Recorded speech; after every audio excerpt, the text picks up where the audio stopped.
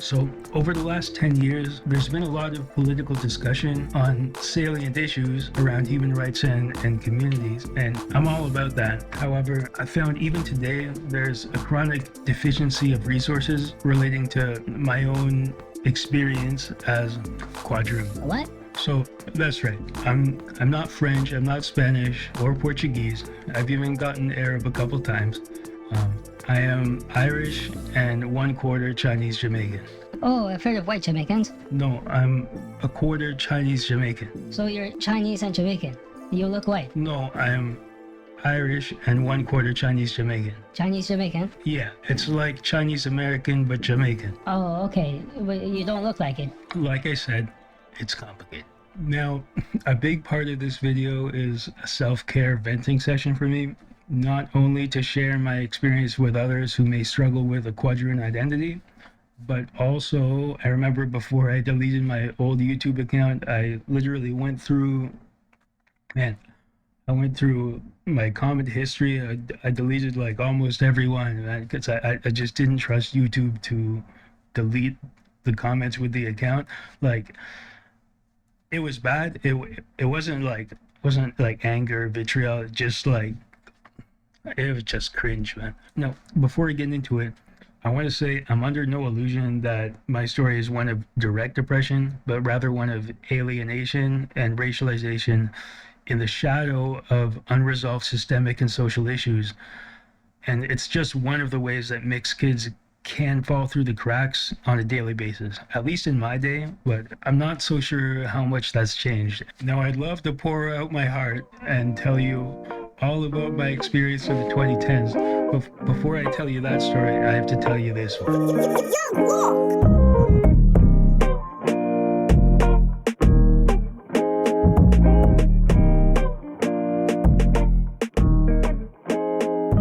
So my father's side I can break down fairly quickly. I'm 5th generation Torontonian on his side. They're Irish Scottish. They've been here a while. They weren't like rich, but they weren't poor either. I don't know a whole lot about that side of the family tree. I think one of my great grandparents was like a health inspector on that side. My dad was a carpenter, bit of a character. He sold a share of weeds, drank his share of beer, rode his share of unicycles, sometimes all at once. I think I should have a photo. He calmed down after a while and took over his dad's small brokerage later. Pretty standard story. Parents are separated, but we're cool. Pretty standard. My mom's side, she worked a few jobs, but mostly fixed fax machines for most of her life. And her side is where it gets weird. And my knowledge of it starts back in 1850s Jamaica. Now, I'm not a historian. I don't want to get into a rabbit hole, so I'll try to make it brief. So in the 18th and 19th centuries, slave revolts started to affect the Caribbean colonial hegemony and eventually led to the abolition among British colonies in 1833. Now faced with the problem of paying their laborers, there was a need for fresh blood to exploit for cheap labor. Fortunately for the British, they had another colony with plenty of potential laborers in Hong Kong. They convinced groups of Hakka Chinese to come work in the Caribbean, promising a better life. More people these days have tried Hakka food, but I'd like to read this description from the Caribbean Chinese Association website. I'll link it somewhere. The Hakka were always moving to different areas in China, and very often they weren't welcome. The Hakka have taken 4 major migrations. The first occurred in the 4th century in the Eastern Jin period, when they moved south across the Yangtze River. Again, they migrated in the 10th century and the 17th century, and again after the failure of the Taiping Uprising, about 1867. These occurred for various reasons, including the invasion of China by other nationalities, civil war, population growth, and the lack of fixed land base. Eventually, the Hakka ventured out of China in search of a better life. Across the board, there has been tremendous success by the Hakka people. A number of written sources claim that there are certain inherent characteristics that have made the Hakka people successful. The Hakka are risk takers, persevering, strong, and open-minded. Hakka women in particular are respected because of their outstanding efforts during migration periods. In Hakka culture, women were treated with equal respect in the homes. They had to take care of the home, the family, and the fields, since the men were constantly preparing to defend any military invasion. As a result, it was not unusual for Hakka women to own land. Also, Hakka women never bound their feet, even under social pressure during the Qing dynasty. The Hakka who migrated to the Caribbean are also worthy of being described as strong, independent risk takers. The largest and most important labor migrations to the West Indies were from India and China. The chance to work abroad and amass a fortune was enticing. Most did not intend to stay away, and oftentimes they were misled about the type of work which they would find. The voyage usually began in Hong Kong, sailing through Egypt and the Mediterranean before arriving in the Caribbean. For 2 months, salted eggs, vegetables, turnips, rice, cooking oil, vinegar, and livestock were their main diet. Again, that's from the Caribbean Chinese Association website. There have been a few other Chinese migrations to Jamaica, particularly in the 1980s. There's a big one. However, my family tree comes from that first group to arrive in the 1850s. I don't know the exact nature of the work they did, but what I do know is that one of the Chinese workers, my great-grandfather, one day met my great-grandmother, a West African woman who, according to my DNA test, was most likely also biracial, half English or half British. Not too sure. Together, they had my grandfather on November 20th, 1926. Len grew up in Jamaica, and he became skilled as a mechanic. When at the age of 20, the British began recruiting for the war effort. He was taken onto the Royal Air Force as a mechanic and messenger, and he served until the end of the war. Upon completing his service, he chose to settle in London. When I was about 10 years old, he told me the story of returning from the war, riding in the colored paddy wagons, and the civilians were throwing like rotten vegetables, tomatoes, at him and the other foreigners in their colored paddy wagon. And I was 10 years old. I never really forgot that story.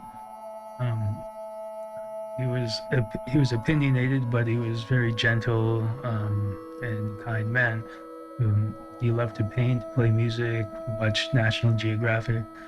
The idea of him getting hit with tomatoes after coming back from the war, that left an impression on me. However, that impression I wouldn't really fully understand until decades later. Meanwhile, my grandmother was Irish. I've already gotten into a lot of history, so I'd rather not get into a synopsis of the Irish resistance, which is relatively easy to research compared to what I just whinged about. What I will say is my grandmother resented the violence of the conflict, but it's my understanding that her family was involved with the IRA. Whether cleaning or repairing weapons or fighting, I don't really know the details and don't really want to get into that, but respect. Regardless of whether she herself was involved in the resistance, she sure as hell didn't care much for the crown or the church. Her parents reluctantly let her marry my grandfather under oath that she would make her children go to church, which she certainly did not.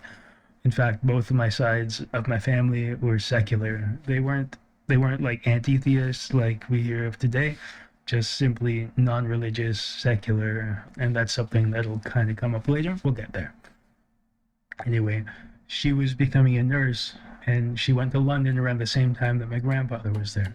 I had my mom in 1964, moved to Canada in 1969, and the rest was history.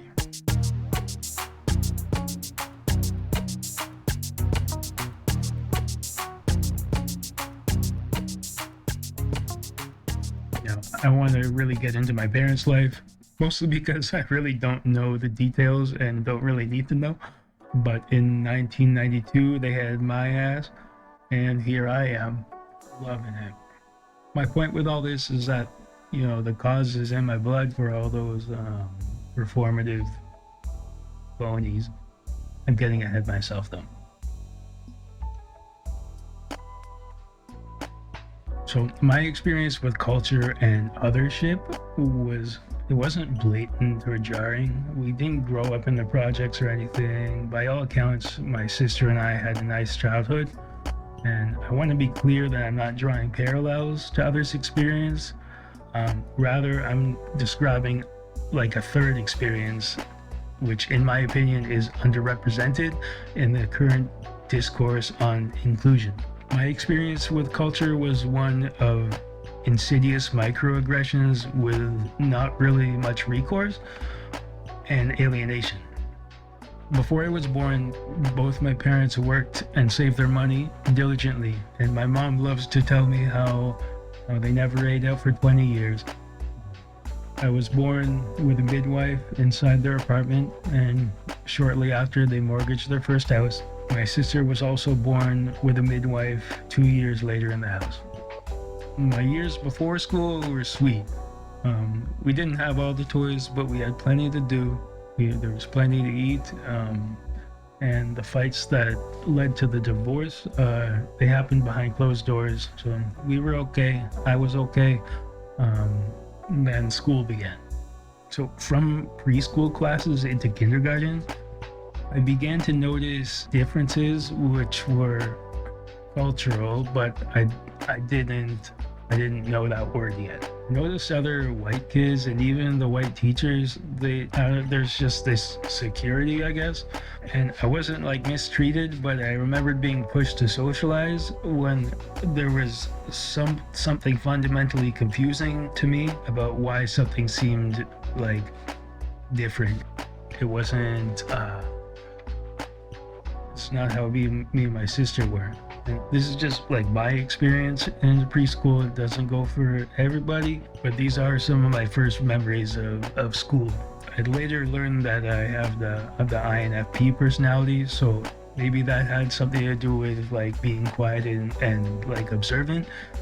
Probably had a lot to do with it, but it didn't really explain like the otherness that I was feeling in those first school days. So my kindergarten and first grade were at a Catholic school, like local, and the kids were mostly white, but my mom put me into a newly built public school that was just at the top of our street for second grade.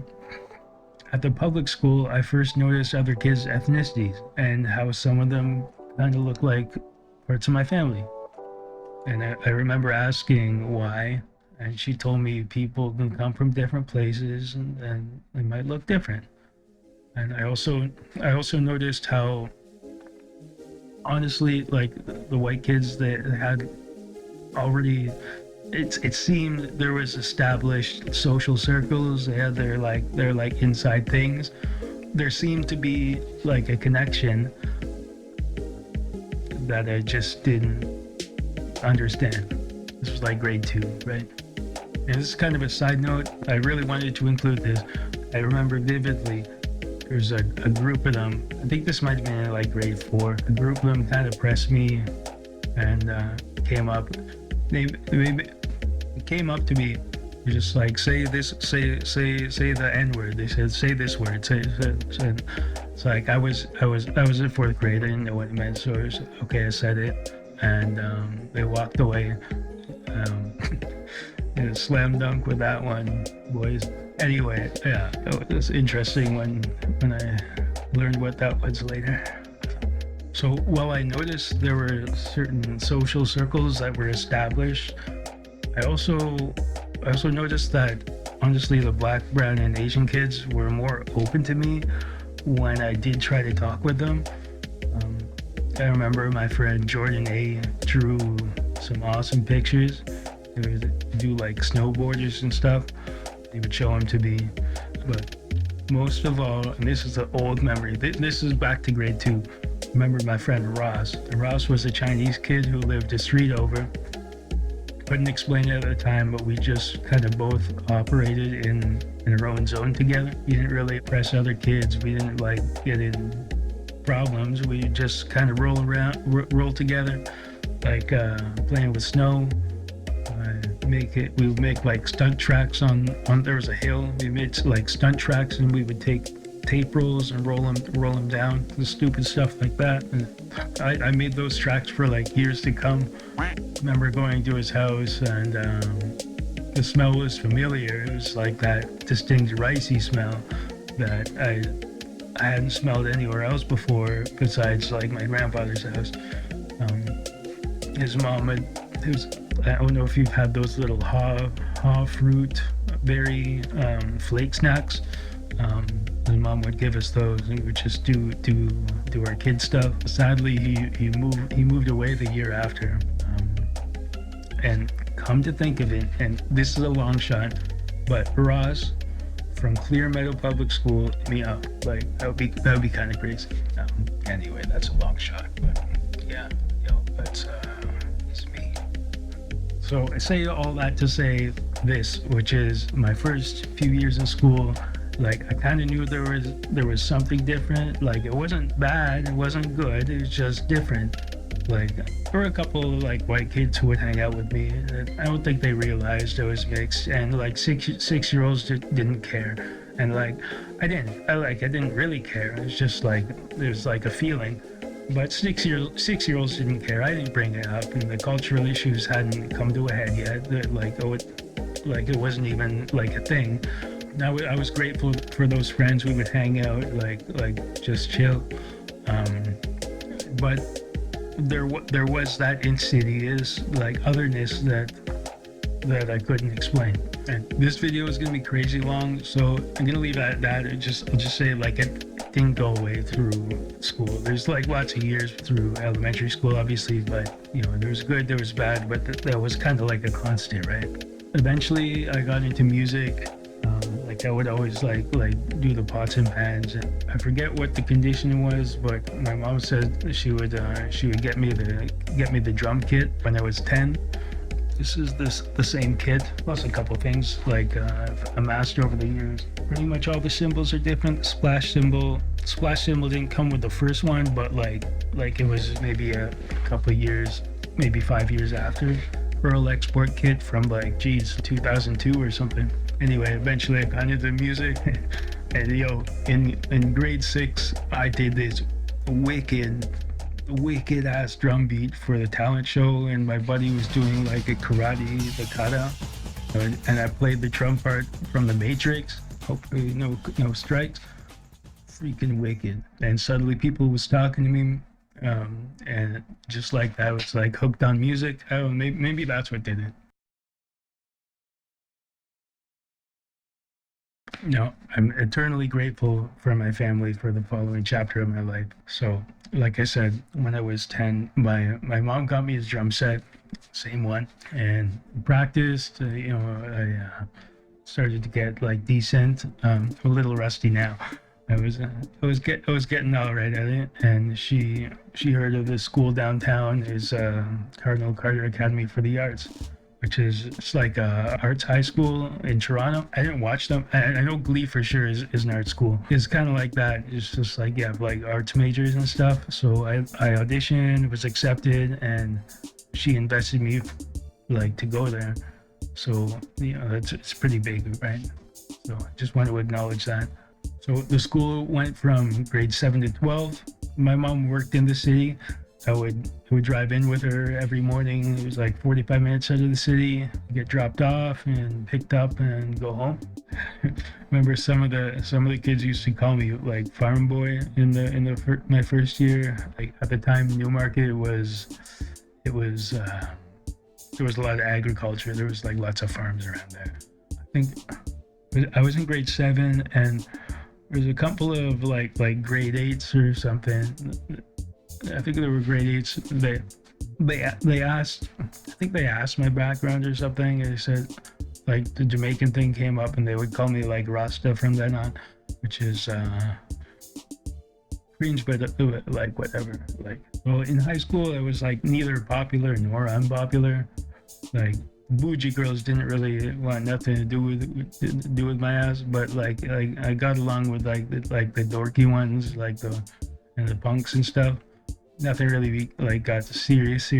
Like I wasn't bullied, partially because it was an art school and everybody was like snowflakes there, but also because I was like down to party and like run off to the park to like smoke or weed at lunch or whatever. which in retrospect is probably the start of the downfall. So although I had a pretty nebulous group, there was still that insidious feeling, right? I was at the age when my grandfather had shown me like some real Jamaican music, like the good stuff, right? Not like the Three Little Birds, the One Love. Those are good, but like it's not the good. It's like Who the Cap Fit, Buffalo Soldiers, like Stirred Up Is His Love, like those things. Like nothing wrong with the other ones, but like you know, it's I like the other one. He also showed me Peter Tosh, Harry Belafonte, and he even showed me like Shava Ranks one time, but like I kind of had to rediscover that for myself when I was old enough. So my understanding of the words, not even the ranks, you know, the family friendly stuff, my understanding of the words was minimal, but I understood the gist, and you know, it instilled more compass in me. Like I did things my way. You know, like I got along with everybody who wished me well. Asian kids in the school, and like the three black kids, honestly, that were in the school. You know, we got along. We wished well for one another, even though I was like ignorant of like the details of history, right? Like it was cool, man. Like it's like whatever. So all that's well and good, and served me well in being like agreeable and sociable with everyone. Like it's, you know, healthy. It was all well and good until I started hearing like the race jokes come out, like grade niners. The race jokes start coming out. The weird part is when kids thought it was like only white kids in the room, which looks like it. Not really. You know, I think most of them had asked my background, and like definitely when I talked to black, brown, Asian kids, like we would, you know, it'd come up, start to hear things that I just wouldn't expect. I don't know, like it wasn't even in my mind. I think most of them had asked my background, and like definitely when I talked to like the black, brown, Asian kids, like, you know, it'd come up with the white kids. I don't know if they forgot or if they didn't believe me, because I've had that happen too. Like I tell people, and it's like I have to pull out my DNA test. I don't know if they didn't believe me or if they forgot, but regardless, at some point they would start to go off on their bits or whatever. And you know, at first I would say something like, "Yo, like don't like that. My mom's half Chinese, my grandfather's Jamaican. Like chill, man. We were having good, like, why do you have to be like that?" Every time it was always like, really? Like, oh, okay, my bad. Like they didn't know, and like, okay, the first time, okay, like whatever. And it would happen again, right? And then it would get weird. So like I would say it would get weird, because then what do you say after that? Like, and after a while, like the surprise became a recurring theme. And I realized it was like a square peg, round hole situation. I don't know, that like a kind of I lost interest, right? I guess back then I kind of went like full punk mode, like ska punk. I pulled back into the music, kind of, right? The thing is, I didn't have the vocabulary to express what I was feeling then. Really, like I pulled back into the music, and I pulled back into the like weed, right? Into the substances. It's like 14, 15, I don't know. What the hell is grade 9? Like, whatever's grade 9. And, you know, like with the weed, it wasn't as severe as it would become, but like that's when it became like a masking situation. But like, of course, I would tell myself, you know, like they're not smoking right. I'm the only one who's smoking right, because I know what time it is. I'm listening to fucking like Buffalo Soldier. You're listening to Three Little Birds. Like, I had like a whole fucking shit going on over here, right? Like the whole psychosis, justification, whatever you want to call it, right? Accountability. So academically, like I kicked ass in the music studies, right? My science and math were trash, but I was getting like 95s and up, and like in my music performance and theory, like I was getting that. You know, like I was on a path. this was the path I was going, right? I was getting that feeling, like it's like misunderstood rock star. That's how I was feeling then. Misunderstood rock star. I'm gonna show him one day. So in grade 10, I started hanging out with my soon-to-be first girlfriend. I'm gonna put no names. So my music teacher gifted me a pair of tickets to a local performance of the Brandon Birkenchairs by Bob. And my friend, she was an Argentinian immigrant to Canada of about 7 years. She was a painter. She loved classical music. She had a total crush on fucking Mozart. I asked her to come with me. We walked to get some Mama's Pizza. We walked to the show. The next 2 years was like the trashy romance movie. Right? It wasn't perfect. She didn't like when I smoked. I was always an addict, right? So I was a little resistant, but I did stop for her, right? I remember teaching her how to play "No Surprises" by Radiohead. It's kind of sticking out in my mind. Those was the best years of my life, like summer of '69 shit, until the summer of 2011. I played with the Toronto Youth Wind Orchestra. We went to New York City for a show we were gonna play at Carnegie Hall. It was gonna be like the biggest show of my life. Is Carnegie Hall, man. Like it's Tchaikovsky, Jay-Z, Gershwin, Dvorak, like so many big names have been on that stage. They let us check it out because it's Carnegie Hall. And I walked out onto the conductor's podium, and just that energy is like that historical energy where, like, you know, Tchaikovsky, like Dvorak, like Jay-Z stood in that same spot. Which, like, that was it, man. That was crazy. So we did our show, good show. Yeah, we killed it. We went out on like a little, I think it was like a little boat tour after, and then we kind of retired back to the hotel. One of the girls had snuck up some drinks. It was a bunch of us in there. It was probably about like 8 of us chilling in the room. We were doing a massage circle, which is risky business. I know. We needed it, and everyone started to go to bed, right? So, you know, it was my turn to sleep on the floor that night. One of the girls asked me to come to her room. I don't remember if I hesitated or what. I like to think I did, but whatever happened, whether it was loneliness or poor judgment or just like being a fucking addict, you know, things happened. It wasn't sex, but it was enough. It was too much. And next morning, you know, I was like freaking out, right?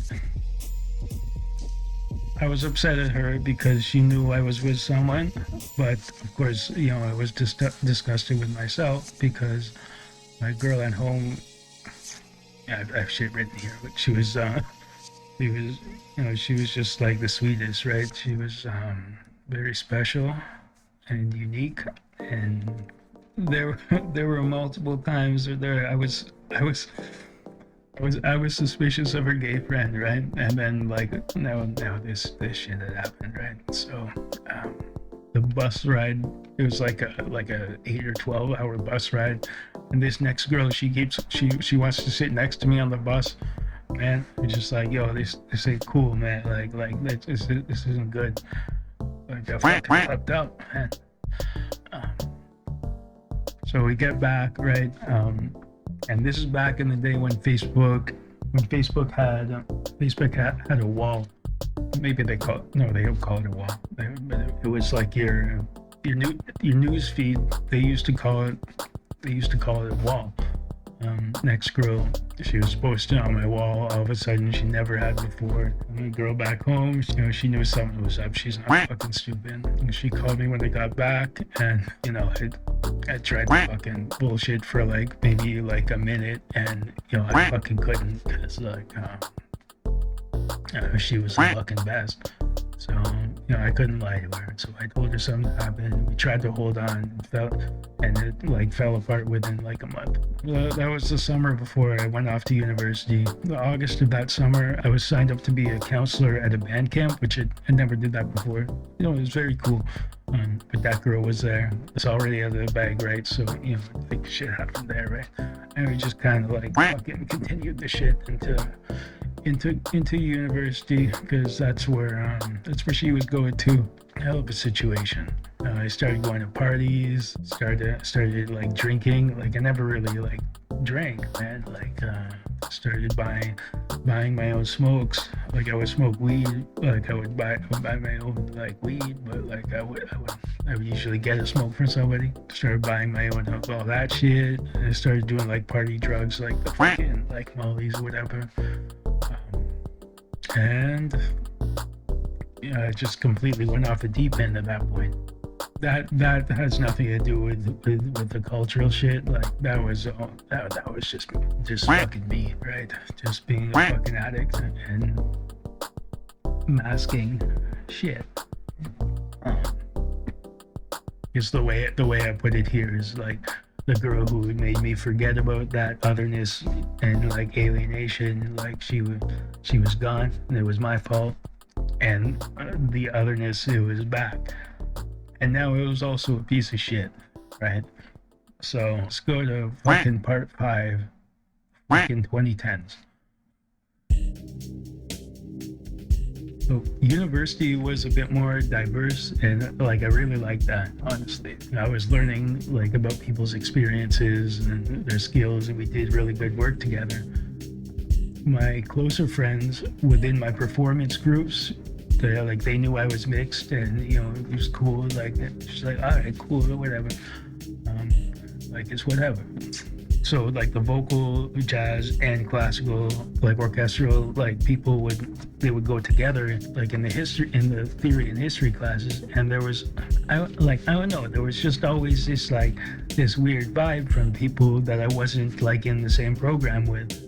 And like that's the thing about this mix thing, is it's all in the head, right? That's where it gets kind of psychotic, right? Because let me see how I put it here, right?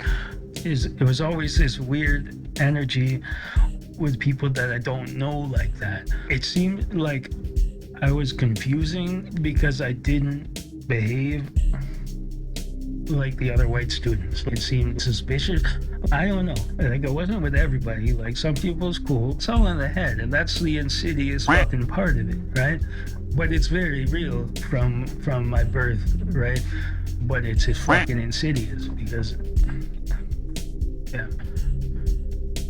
So by the end of the first year, I broke it off with the affair girl because honestly, the loss started to sink in. It was just like painful, and there wasn't really like, I don't know, there wasn't like a deep like attachment. I don't know, shit, I like this. Nah. So that was by the end of the first year, and the second year I was dating someone else, and kind of staying at her place, like on campus. And now here is where the 2010s kind of start for me. I said before, my whole family is non-religious, right? So in high school, I was introduced to Carl Sagan, watched a lot of Cosmos, learned a lot. It was a pretty sweet show. I wasn't really concerned with like religion and that stuff at that point, but when I started to have some downtime, maybe I wanted to like listen to something in the background, like long form something. I started to click onto those like atheist circles and stuff, right? To hear ideas, right? Honestly, I hadn't really like thought about that stuff too much. I just wasn't religious. I never really thought about it, so it was kind of interesting at the time. Like a lot of them were like kind of dunking on people. At the time, it was maybe entertaining, but like I don't know, it's a little tiresome after a while. But at the same time, I was still too ignorant to understand when the dog whistles started coming out. It was conservative dog whistles, right? That said, I always tried to keep them at arm's length from my core cultural values. I would listen, but I wouldn't necessarily like adopt into practice. And when I started noticing things going south or maybe right, I can't say it like I immediately like unplugged just like that, but it started to taste a little sour to me, right? And of course, at the same time, it was the beginning of like the viral pop feminism taking off, as well as those, the pickup artist dudes, like the alt-right dudes were like, they were starting to form. To give a sense of the time period, it was this time of like Lacey Green and all those dudes, and of course Anita Sarkeesian with the video game thing. And the thing about that, my favorite game when I was younger was Metroid, which female protagonist, right? I was a little touchy about that one because like I like that game, and it's a strong suit, right? It's like it covers all, but it is a little it is a bit form fitting. On that note, I never really played those RPGs where they'll have like a bikini but it's like 2,000 defense points, whatever. I don't know. Those weren't really my kinds of games, so I think I didn't have the perspective to see what she was talking about, or I didn't feel it was relevant to me. I wasn't engaging with that kind of stuff, and I didn't really see it. So that definitely contributed to the kind of cringe. It caused me to delete all my things one by one. Eventually, I got it. I was with it. The ideas driving that content, like equal pay, equal opportunity, like the objectifying images. I was raised by women like my mom and sister, and personally, I kind of ignorantly assumed that stuff to be like obvious, right? Even if there was like an outfit in a game, it's just like that's like I felt it was a guy's responsibility to like look at it maturely and be like, this is a cartoon on a screen. It's not a real woman, but apparently, I guess that's not so obvious to some dudes. And I was absolutely wrong about that. How men either shrugged it off like it was nothing and it was normal, or if they consumed it in a way that it became like a standard. And I shrugged that off. I was just stuck in nostalgia, right? So that was a factor in the very beginning. And additionally, aside from being like unfaithful, hope I learned my lesson with that. I looked at myself and considered myself otherwise to be living up to the standards of treatment and respect that were being suggested by the stupid word, being suggested by feminists, right? The standards of treatment, like listening, like appreciating, supporting, and obviously not physical and verbal abuse. I agreed that is the bare minimum, right? And I considered myself to live up to that. And while I was stubborn, I think the distinction is valid. So much of what went viral helped only really helped like well-off women in corporate settings, and that's a sentiment that I'm grateful to be hearing more of these days. Like recently at work, I've been throwing on, like the video essays. I've heard that point like a few times these days, and I don't know if I was just not listening to the right things back then, which I probably wasn't, but I didn't hear any of that, particularly in like the viral stuff, right? Like it all seemed to be very corporate. Like thinking about my mom, working class woman fixing bloody fax machines, scraping together a down payment by denying herself well-deserved vacations and excursions, right? I didn't really see that helping her, or frankly anyone else in that like class, in that workforce. That's where I got the kind of superficial bit from, So I didn't have issues with the ideas. It was the class disparity of those women who could be uplifted from this rising tide, and and the ones that couldn't or wouldn't be, and my like degenerate musician ass, who like I'd never set foot in a corporate environment, and like I was like the first in my family to go to university, right? I honestly didn't really feel welcome. Like somebody would think I'm trying to like steal like the spotlight or something. I don't know, and trying to make it about me.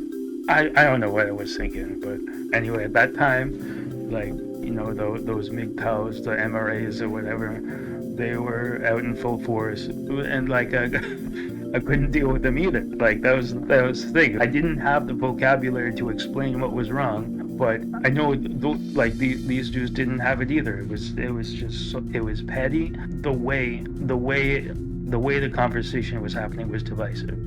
It was both of it that I had issues with, and that's when things polarized. And I could sense that it was this ivory tower. I knew that word at the time. It was this ivory tower flame war, and I was in this like ineffable, undescribable like gray area, right? Maybe being like the INFP personality, I was probably a little too obsessed with being like correct before engaging with anyone, when maybe I would have had valuable contributions like to mediate if I had gotten involved in content creation at the time, but I didn't. So that's done. Anyway, so my girlfriend at the time, she was all about it and all about the stuff, rightfully so. Something did get to me one day. She was Japanese French biracial.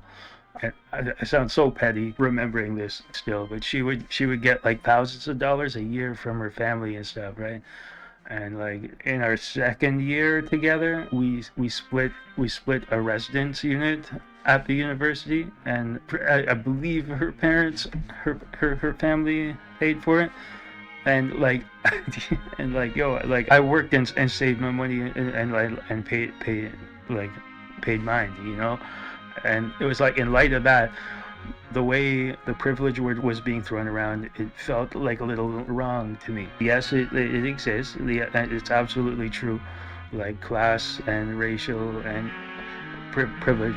But like I feel like like financial privilege was taking a back seat to like blanket classifications. And keep in mind, when someone is white passing, they they need to keep up a code, like the term code switching, right? Like you need to keep up that code in order to get those privileges or whatever, right? In order to be seen, to be considered as one with that group. And deviation from that white solidarity, whatever they were affording you, they can be taken away like that, right? Like if suddenly like you violate the white that solidarity, suddenly like you're not like with them, then they don't have reason to be with you. So I felt that was a little bit of an issue. I felt there was a whole part of the conversation that wasn't being had. Admittedly, I was jealous of her family money, and like that's on me, right? Like after that, I kind of had like a bit of resentment, and that was one factor, as well as the progression of my addiction to the point like at one time I just totally like stood her up, which was like pretty fucked. And those were both like certainly key incidents that led to the breakup like the next year. At the same time with those like pickup artist dudes, I couldn't deal with that either. Like I know my dating like strategy is kind of unique. Is like no riz involved. It's just like that crock pot fucking riz. But at the same time, like these dudes were full of it too, because like you can initiate like 1,000 interactions or whatever. How are you gonna like sustain that like for like a relationship? And that's clearly not the point of what they're doing. And that's just like not what I wanted, right? Like, so they could eat one for all I care. And I know I'm saying how unplugged I was from all these things. I learned last month what neoliberal means. Like I don't know. Like you'll have to trust me on that one, right? And I know it's easy to say this in hindsight, and I should have been involved at the time, right? Like I should have been involved. I had input that I probably could have given, and INFP, I'm like the mediator, right? That's what I do. I hope you'll come to see in time that I had a lot more to learn about my identity before I understood that my lived experience could be valuable in that kind of way. Throughout that period, I was in a relationship, but I was still like reeling from remorse over that that infidelity. Like, although I was like kind and good, I was still like a piece of shit in my eyes with like a lot of dirt that if I were to get on there, like there's dirt to be dug up, right? And I don't know, I just wasn't really ready for that because I wasn't over what had happened yet. If I couldn't deal with it, like within my head, I wasn't ready to put myself out there with all that dirt. So I'm in there in school watching all this happen, and like my addiction is keeps progressing, smoking more, right? I had kind of like dialed back on the parties, but like I was still going places. Like my performance classes, like the playing, like those stayed strong, but my history marks, my counterpoint marks were suffering. Counterpoint is a type of music theory. Those were suffering, and I would have had to take an extra year. And at this point, honestly, my family's tuition savings had run out, and I was starting to pay my own. And if I fucked up again, I'd be 2 years down and in the hole. And finally, this was the point where I started to consume and get hints of like the colonialism part of it, and like I knew it happened before, but I didn't really understand the extent and the brutality. Um, like I knew about the British history in like Jamaica. I didn't necessarily like understand like the East India Trading Company, just like how it was everywhere and how it was like all these countries, and classical music started to feel a little weird. Um, Maybe if I knew about this stuff going into it, it wouldn't have been such a surprise or like culture shock. Um, but they didn't like wasn't really talked about to too much of an extent, and so um, you know I sort of found out about it little late, and it was a little jarring. There was also another factor in my changing feelings toward the academia and like the classical program. From year one, I was trying to express that I wanted to do composition, right? And like I mentioned it to teachers and stuff, and like it, I don't know. I remember being told like that's like second year thing, whatever. They told me there's a class in like second or third year. There's like composition class, there's instrumentation and orchestration class, and they told me to take those classes. Okay, I take those classes. And then as the years went on, I noticed like some of my peers who were also doing composition were getting like paired with professors to study it individually. And so I wanted to do that, but I had no idea who to ask about that, right? And honestly, I lacked the networking skills to push people to get me into those rooms, right? Like, again, being the first in my family to go to university, I honestly felt like socially unequipped to navigate that like academic environment. Like it was intimidating, right? Like everybody seemed to have their shit together, right? And like, who am I? And of course, my addiction did play a role, but like I wasn't the only one with addiction, and my work was like decent. I thought so. And again, I think for the third time now, I was the first in my family to go to university, and I felt completely out of place. I felt helpless. I felt unsupported, like left to the wind, as if I should have just like intuitively like known like how to navigate academia. Like I, I felt there just wasn't much help when I needed it. Not to mention a couple other incidents where they would. Okay, I was percussionist, and they would rent out the room was full of piano practice rooms, and they would rent out our one percussion room for a piano player who wanted to practice. Yeah, anyway, it's crazy. We have one percussion room, and they book out our room for the piano that's in there, that was pretty wild to me. So again, like I loved the music. Like I wanted to do that, but something felt wrong, and that I didn't really. I just didn't feel like I belonged there anymore. Like it required a skill set that I didn't that I never developed.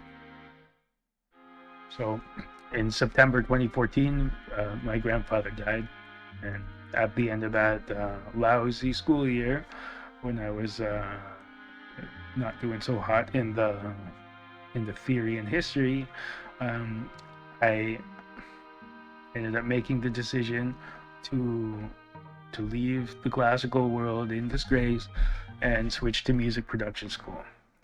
I'd already taken some digital production classes, so I was familiar with digital production software.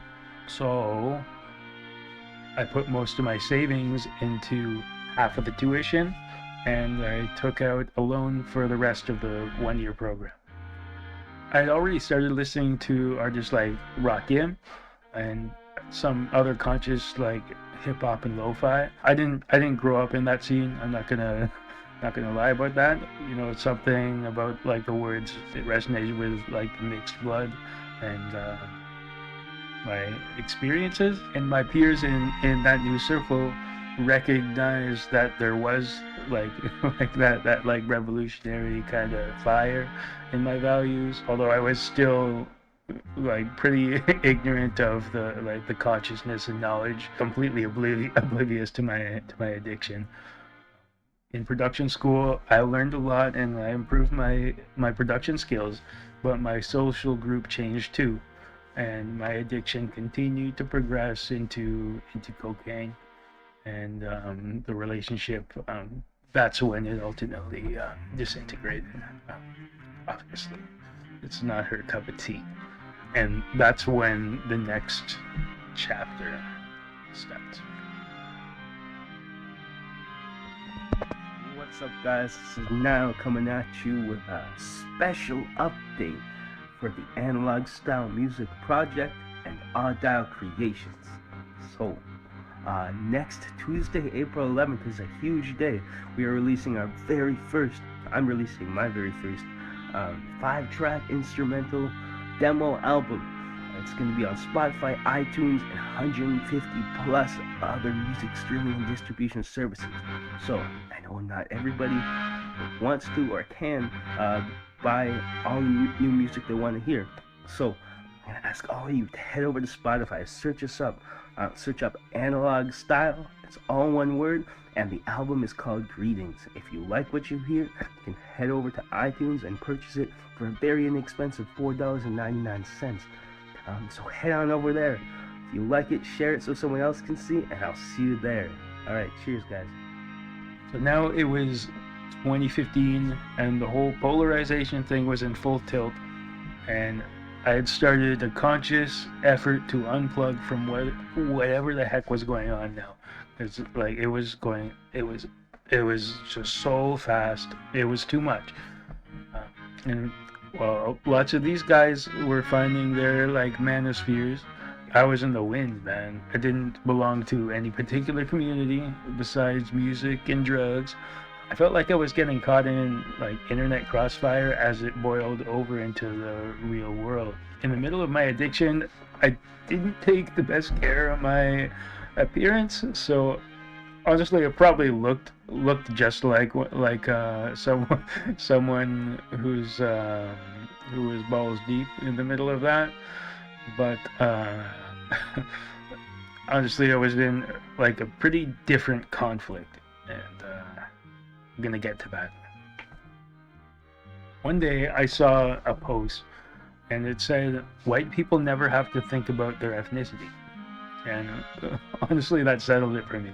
Like all the times meeting a new person, having to explain like ad nauseum my ethnicity, having to justify my claim to my own bloodline to like white liberals who had already made up their minds about me based on my appearance, like watching years of this flame war raging, but never actually addressing the people who I thought this revolution thing was for.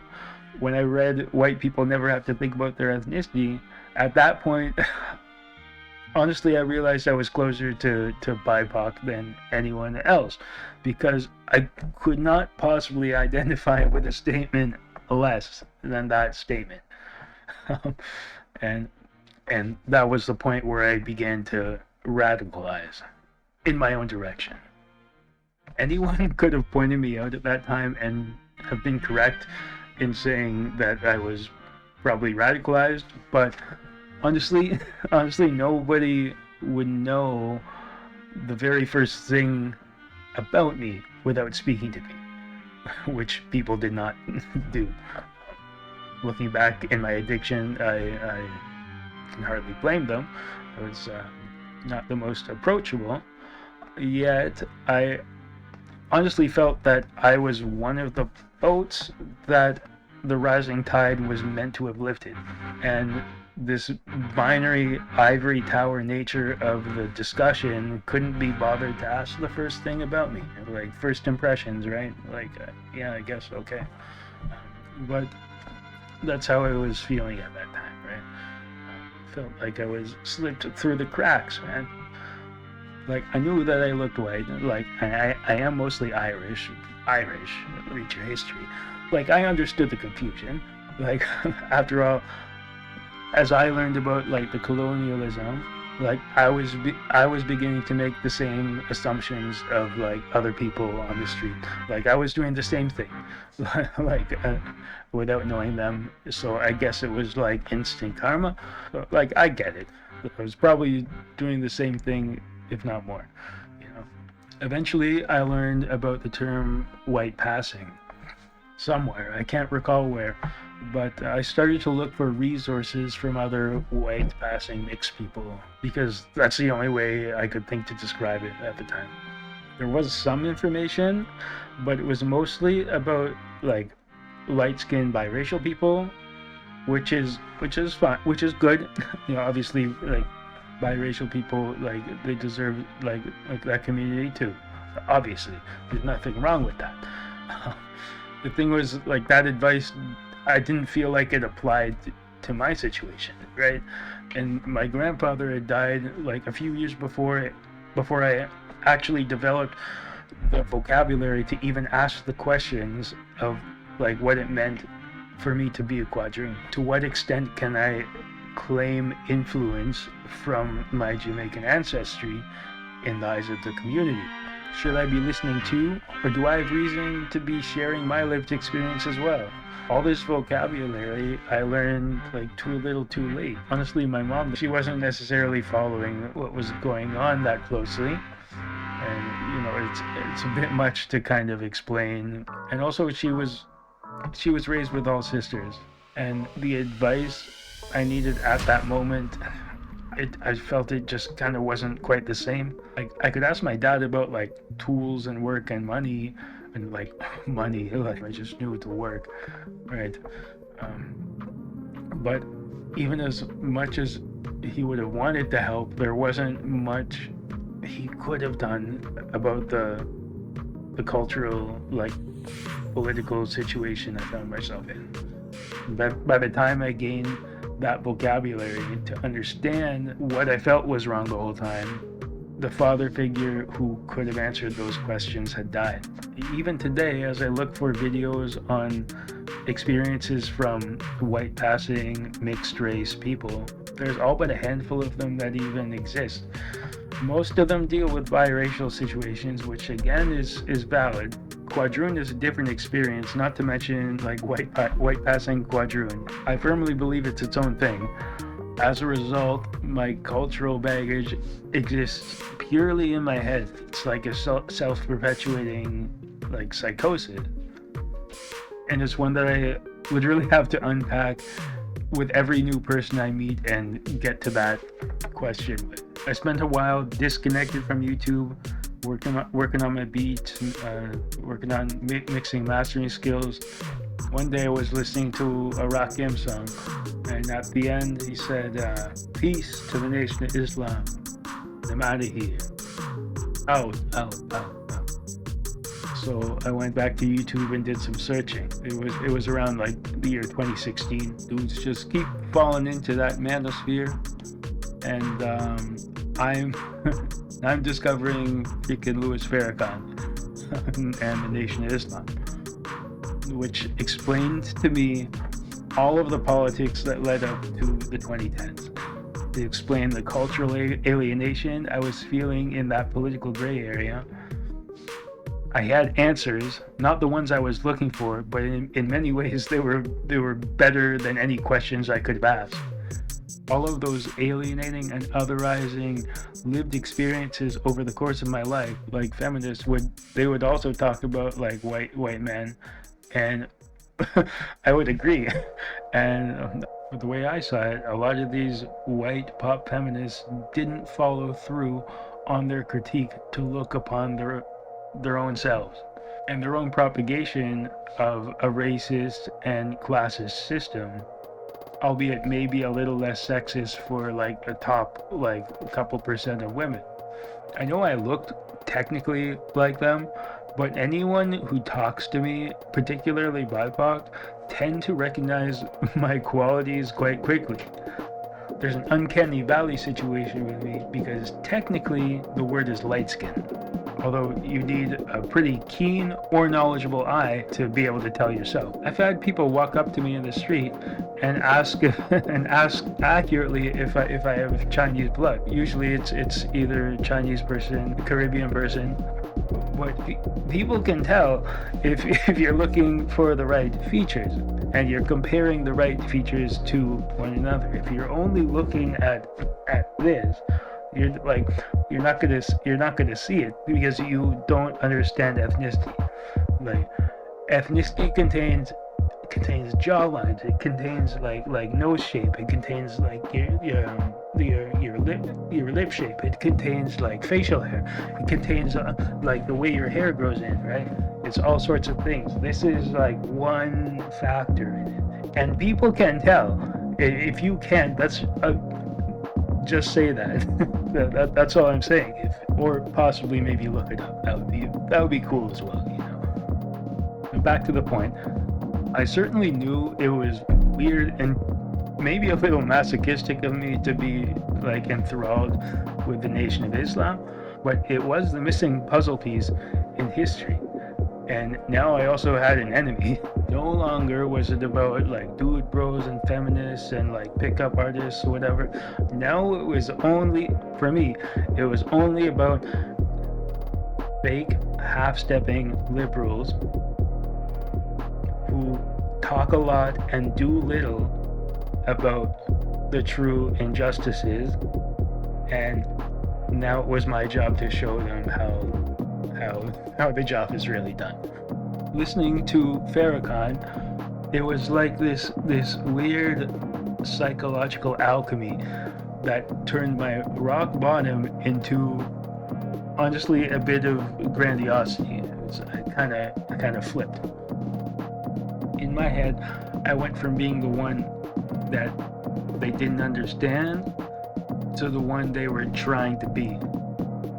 I've dialed back the intensity these days, but that switch is kind of still in effect. It's the reason I dress all right. It's the reason like I keep my hair cut. It's the reason I line myself up. It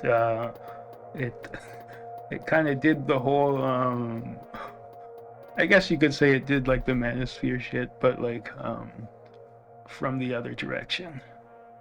However, while I had gained knowledge, my journey to understanding was only beginning. And I'm laughing about it, but it's actually kind of crazy. I did start reaching out to Fruits of Islam members. They're like the paramilitary defense force, sort of of the nation. I was reaching out to members to find out if there's any possible way to join their ranks in any capacity at all, visible or invisible, as a member or as a martyr. Thankfully, I was still in the music mindset, which music is incompatible with Nation of Islam protocol. You can't have a music career and be involved with them. So I didn't follow through when they did respond. My head was there. I was on the verge. I would have had to justify my place in it, but on the other hand, that's what I had always done every time my ethnicity came up all my life. So it really didn't seem like a huge ask to me. I ordered and started reading How to Eat to Live by Elijah Muhammad and Fall of America by the same. I kept up with the NOI Speakers Corner in the UK. I bought NOI merch. Still got my fruits cap right here. Look at that. Thing's well made, man. So, I was in deep with it, and I also became obsessed with other BIPOC content, such as Rock Newman Show, which compared to NOI is very, very, very neutral, very family friendly. But he interviewed Farrakhan. He interviewed David Banner, David Banner was another one of my obsessions. He released an album called The God Box in 2017, which is the most salient and greatest hip-hop albums of all time. It truly kicks ass. Go listen to The God Box. YouTube, like Spotify, do it.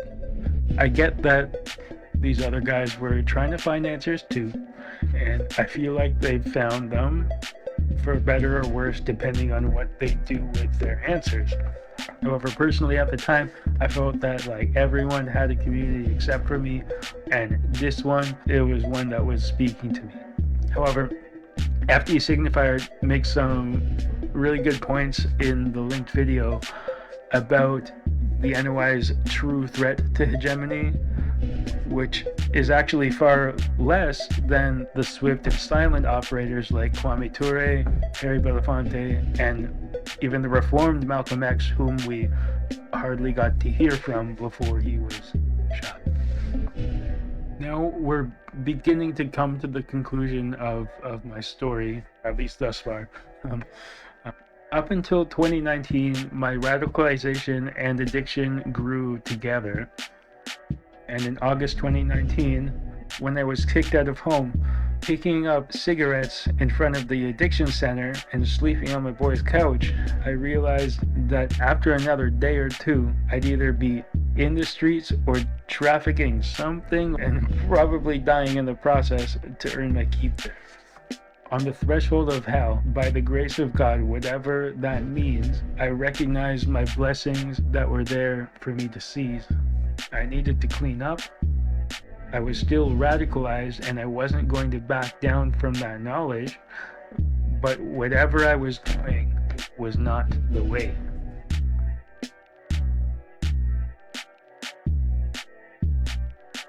I checked into residential rehab. My friends in rehab would change my life. Everyone had their struggles and perspectives. None of that mattered there. We all had a disease, we were sick people getting better, and I would need to let go of what no longer served me. We each had a therapist in rehab. Therapy started me on the recovery journey, but it wasn't my first attempt. I had tried once or twice before, but I couldn't connect with them. Since my last therapy attempt, newfound knowledge had helped me understand that despite my white passing complexion, I actually struggle with BIPOC issues. To different degrees, but along the same polar axis. So, it was always difficult to find a therapist I could feel comfortable opening up about those things. Again, by the grace of God, whatever that means, in rehab, I was randomly assigned a therapist who was a black male who I could actually express myself with and get meaningful feedback with personal understanding of the politics I was struggling with. Over lots of journaling and processing of the very subjects I've just discussed, I began to put it all together and understand that the only sensible way forward is to climb up and out rather than sink to the level of my enemy. The right therapist did help me, as well as quitting alcohol and substances, although I continue to struggle with that sometimes. One of my colleagues in the program was a traditional Muslim. He saw me reading a book on Islam and he taught me how to pray and brought me to masjid to offer shahada and officially revert or convert to Islam on September 20th, 2019. Where they say subhanallah. It was before COVID, so there were so many hugs. I think I got like 100 hugs that day. I still go to masjid sometimes. A couple weeks ago was the last time, but I actually consider myself to be just spiritual now. The agnostic vein runs deep within me, but I do believe there is something unseen.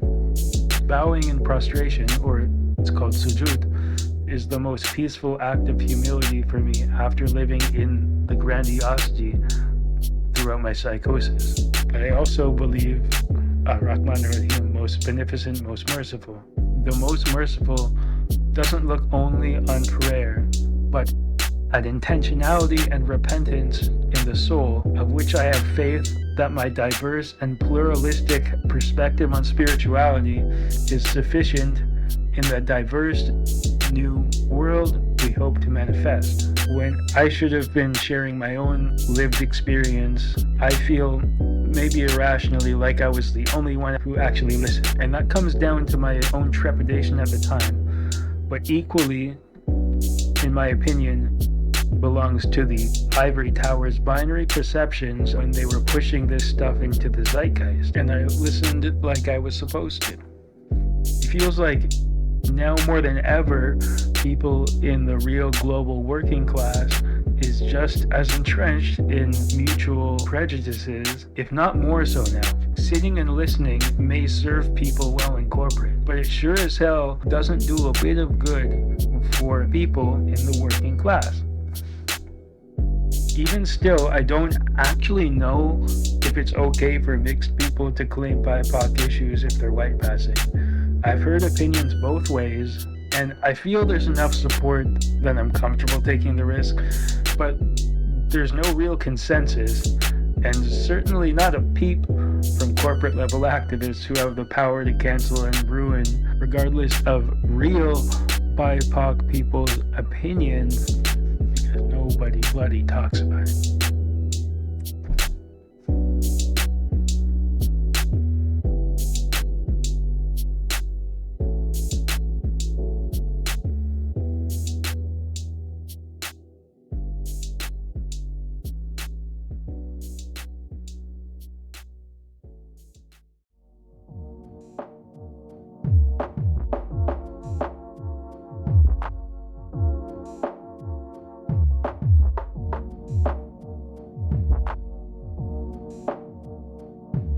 This last part, I wanted to touch on dating real quick in response to Leeja's video. I do struggle with dating after this, but not for like the toxic reasons you hear getting thrown around. I'm not in the best shape, but I know I look fine. I'm not rich, but I'm not like insecure. I know how to treat women like humans. And I know where's the fucking shit. Alright. What I mean is I didn't stay in multiple multi-year relationships while I was a broke ass musician with a drug problem for no reason. You know? It's trust and connection for me. I had it once with my first, and I cheated away because patriarchy made me think it would bring clout. Thanks, Leeja, for that explanation for what happened. But I know what love is like, and I'll never forget. My love build?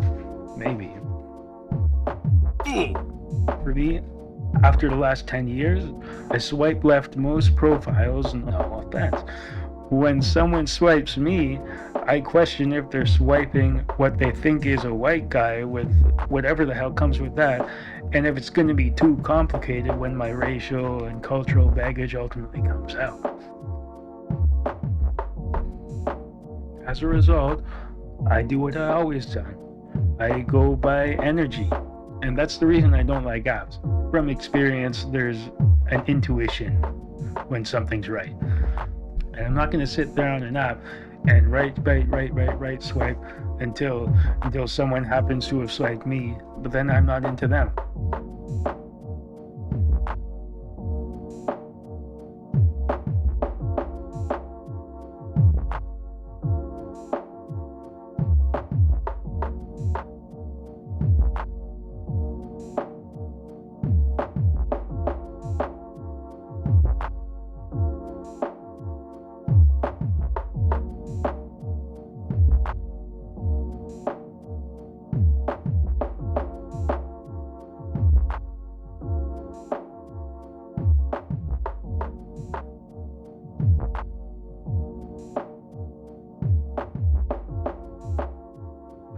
Anyway, that's literally all I wanted to say on dating, because honestly, I don't care.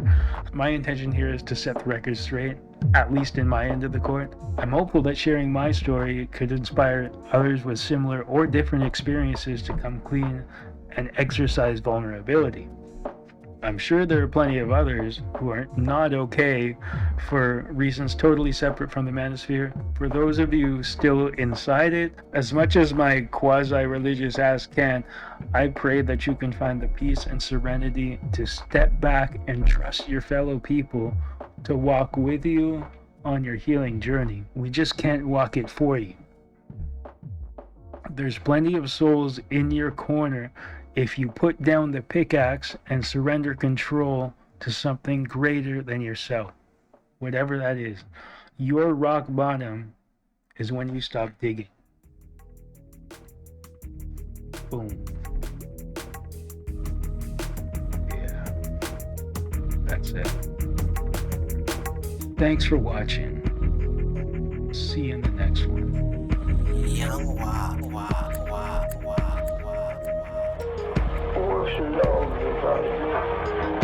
Dogs you got it now better than we had it when we come along.